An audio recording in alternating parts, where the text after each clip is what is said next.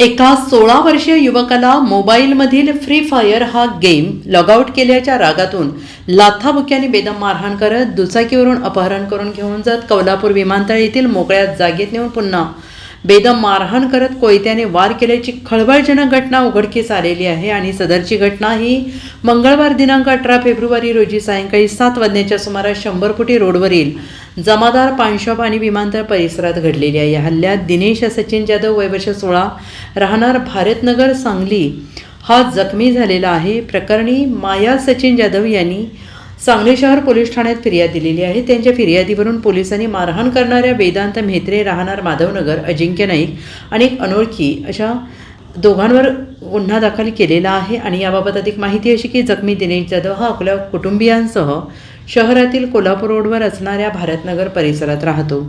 मंगळवार दिनांक 18 फेब्रुवारी रोजी सायंकाळी 7 वाजण्याच्या सुमारास दिनेश याला त्याचे मित्र वेदांत म्हेत्रे आणि अजिंक्य नाईक यांनी फोन करून 100 फुटी रोडवरील जमादार पान शॉपजवळ बोलवून घेतलं। 1 महिन्यांपूर्वी 18,000 रुपयांच्या मोबाईलमधील फ्री फायर गेम आणि ID आम्हाला न विचारता तू लॉगआउट का केलास असं म्हणून त्या ठिकाणी लाथाबुक्क्याने मारहाण केली।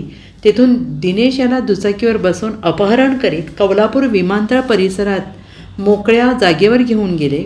या ठिकाणी दिनेश याला शिवीगाळ करत पुन्हा लाथाबुक्क्याने बेदम मारहाण केली। या वेदांत म्हेत्रे आणि त्याच्याजवळ असलेल्या कोयत्याने दिनेश याच्या हाताच्या बोटावर, मनगटावर, पायांच्या बोटावर वार करून जखमी केले आणि पोलीस ठाण्यात तक्रार दिलीस तर तुझं काही खरं नाही अशी धमकी देऊन निघून गेले। आणि यानंतर घडलेला सर्व प्रकार जखमी दिनेश याने कुटुंबियांना सांगितला। यानंतर दिनेश याची आई माया जाधव यांनी सांगली शहर पोलीस ठाण्यात फिर्याद दिली। त्याच्या फिर्यादीवरून पोलिसांनी संशयित दोघांवर गुन्हा दाखल केला आहे। Bureau report SBN Marathi, Sangli.